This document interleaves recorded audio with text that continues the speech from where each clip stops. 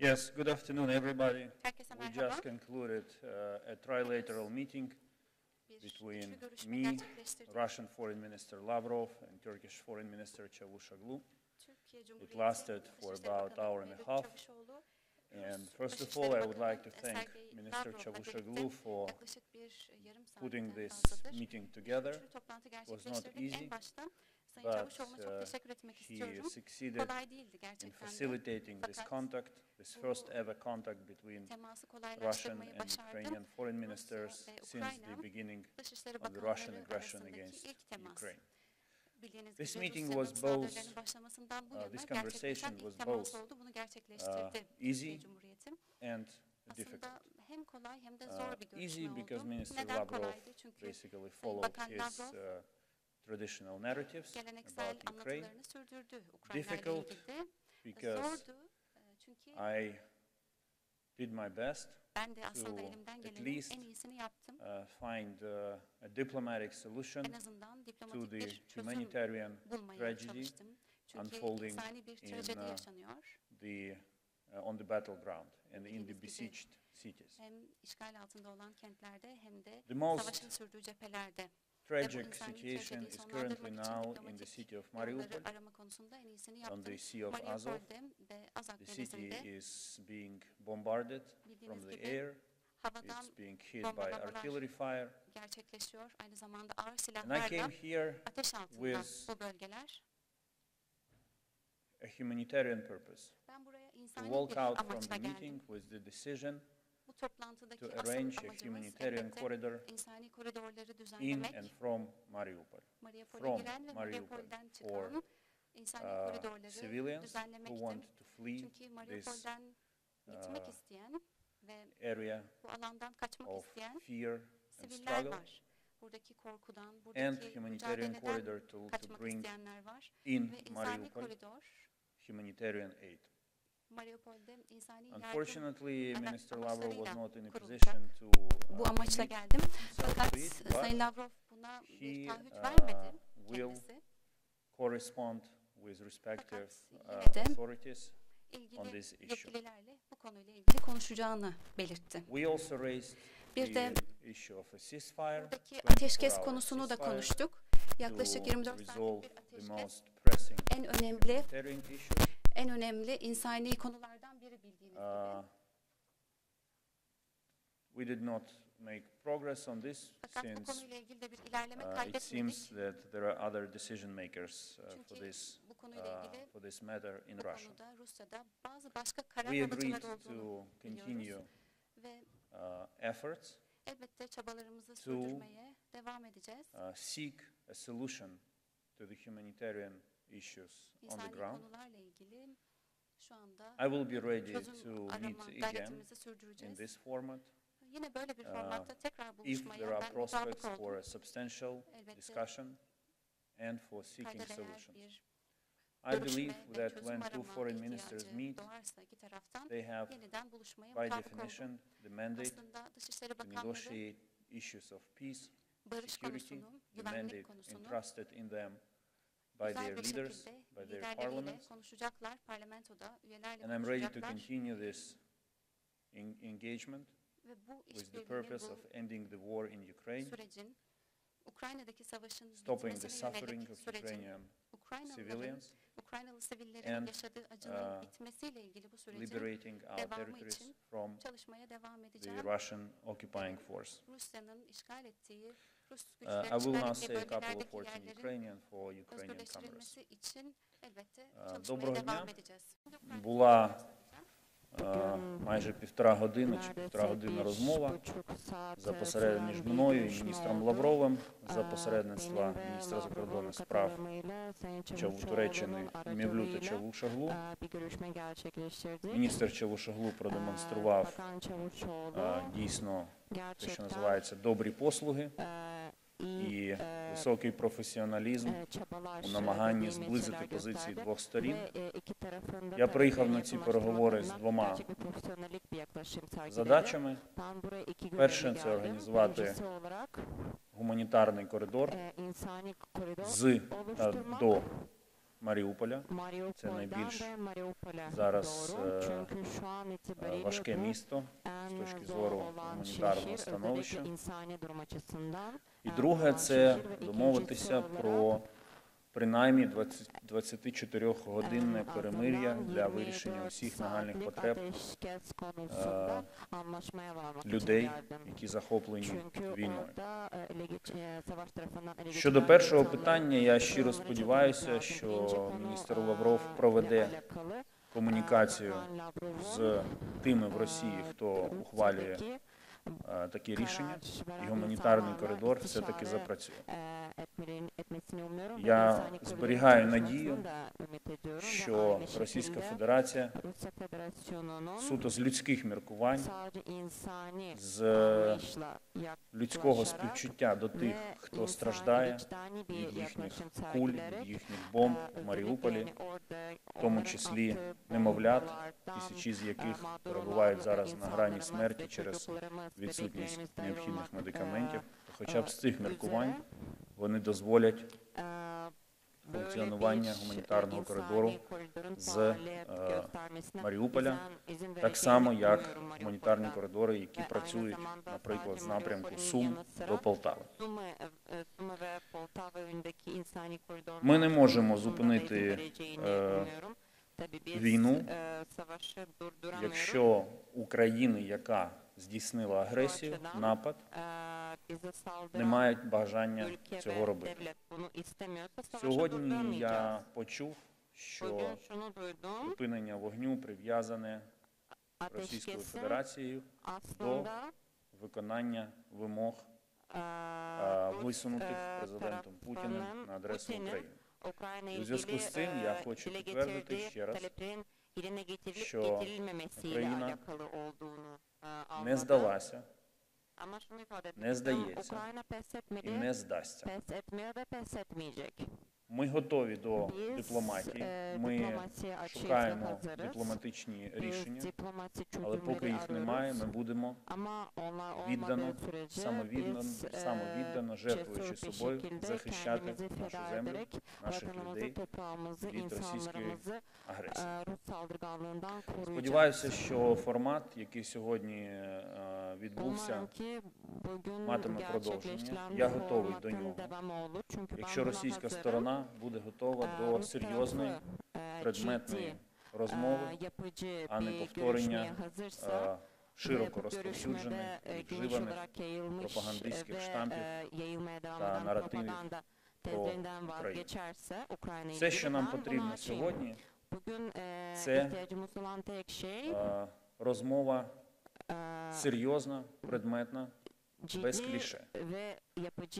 Коли російська сторона буде готова до такої розмови, я теж буду готовий її продовжити. Ми зробимо все для миру, для порятунку життя наших громадян, тому що життя людини для нас є головною цінністю. Дякую.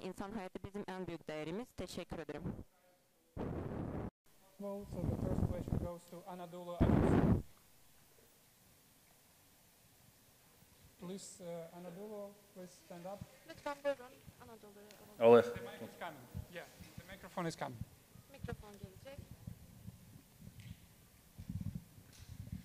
Thank you, Mr. Foreign Minister. My first question is actually about your recent meeting, as you just talked about. Did you get an impression that this attacks will continue from your talks after this meeting? And it also leads to my next question, which is, have you received a promise or a promise about receiving any military jets from the U.S. or any country from the West to continue your struggle against in this war? Thank you. No, we did not discuss military supplies to Ukraine. Upon my initiative, we dedicated most of the time to addressing humanitarian issues on the ground, because I believe this is it is the utmost priority for diplomacy to bring relief to everyone who is suffering. And I appealed to Minister Lavrov in the most constructive way, though it was not easy for me all the time to listen to what he was saying, but I appealed to him a number of times with the request to address urgently the humanitarian issues. When it comes to the first part of the question, my impression is that Russia is not in a position at this point to establish a ceasefire. They seek a surrender from Ukraine. This is not what they are going to get. Ukraine is strong, Ukraine is fighting, Ukraine made Russian initial plans fail. We are ready to seek balanced diplomatic solutions to put an end to this war, but we will not surrender.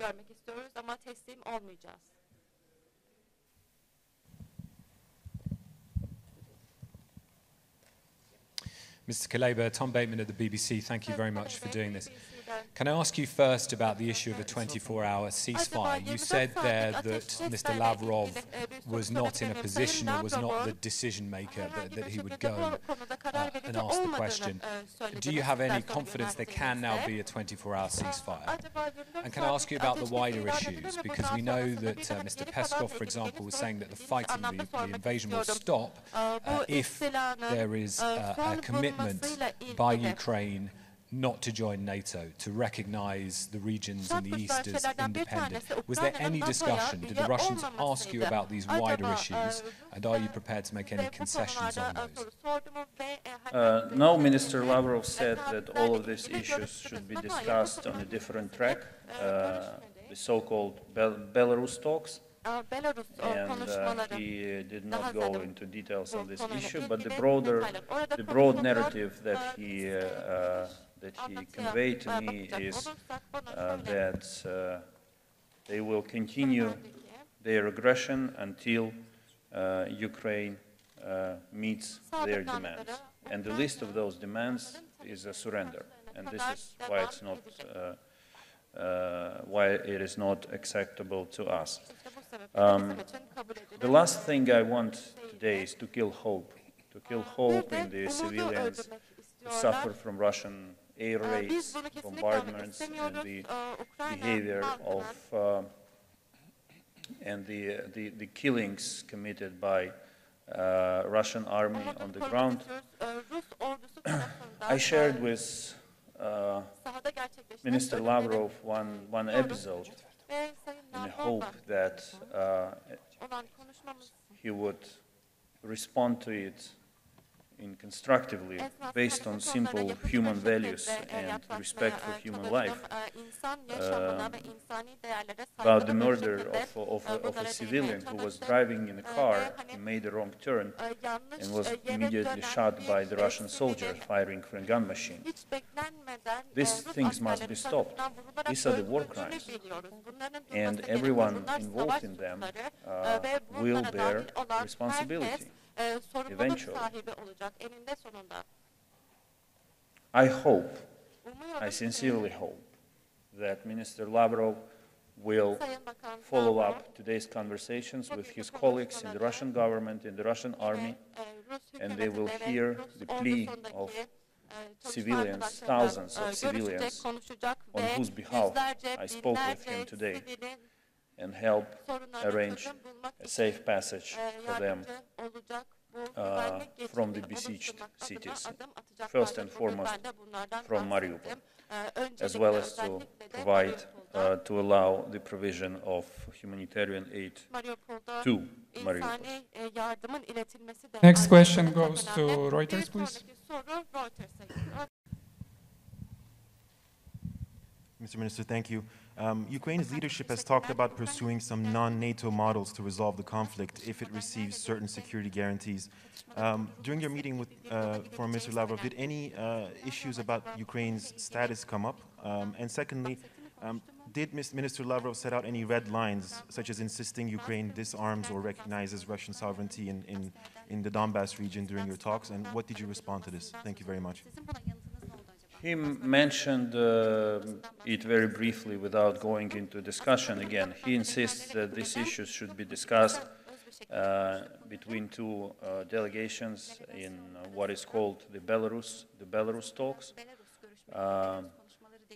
I said openly to him that, in my view, foreign ministers are invested with the powers to discuss any kind of issues and to seek all necessary solutions. However, it seems that he has a different impression about the role of a foreign minister in this crisis. So we did not engage into a specific discussion on this matter. Next is Ukrinform. Ольга Будник, Укрінформ. Пане міністре, гендиректор МАГАТЕ має намір приїхати на Анталійський форум. Чи матимете ви з ним зустріч? І взагалі на зустрічі з Лавровим, чи йшла мова про безпеку ядерних об'єктів? І чи продовжує Росія погрожувати своєю ядерною кнопкою? Так, наприкінці зустрічі міністр Лавров порушив тему ядерної безпеки. Він хоче провести, він висловився на користь проведення тристоронніх консультацій між експертами МАГАТЕ, українськими та російськими ядерниками. Я відповів йому, що до приходу російських солдат на територію України все було в порядку з нашими ядерними об'єктами, з нашими атомними електростанціями. Вони функціонували надійно, і Україна взагалі завжди була і є відповідальним учасником всіх механізмів верифікації МАГАТЕ та договору про нерозповсюдження ядерної зброї. Вся ця брехня, яку вони розповсюджують про те, що вони знайшли в Україні якісь там сліди розробки ядерної зброї, це просто брехня. Жоден міжнародний орган, жодна міжнародна інспекція нічого подібного ніколи не бачила, тому що нічого такого в Україні не відбувалося. Тому найкраще, що може зробити зараз Росія, це вивести своїх солдатів з території Чорнобиля, з території Запорізької атомної електростанції, дозволити персоналу їх обслуговувати відповідним чином, а експертам МАГАТЕ відвідати їх та контролювати, щоб все було нормально. Будь-які посягання на суверенну владу України на її території, яка стосується ядерних об'єктів, є неприпустимими.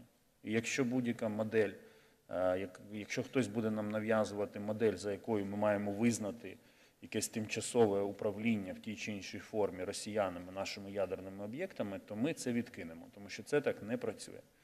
Коротко кажучи, Росія має демілітаризувати ядерні об'єкти, які вона зараз намагається контролювати, і відмовитися від будь-яких атак і спроб захоплення інших ядерних об'єктів або об'єктів газової інфраструктури, до речі, те ж саме, тому що вони можуть поставити під сумнів функціонування ГТС, захоплюючи окремі її вузли. Ми відкриті до розмови з МАГАТЕ, але на тих принципах, які я позначив. The next question goes to France 24. Hi, Ludovic de Foucault, France 24. Thank you very much for doing this.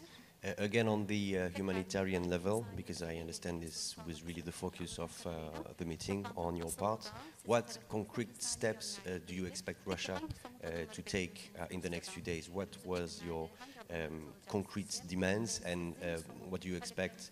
Do you think that Mr. Lavrov was able to commit himself to take concrete steps in order to ease the humanitarian situation? Thank you.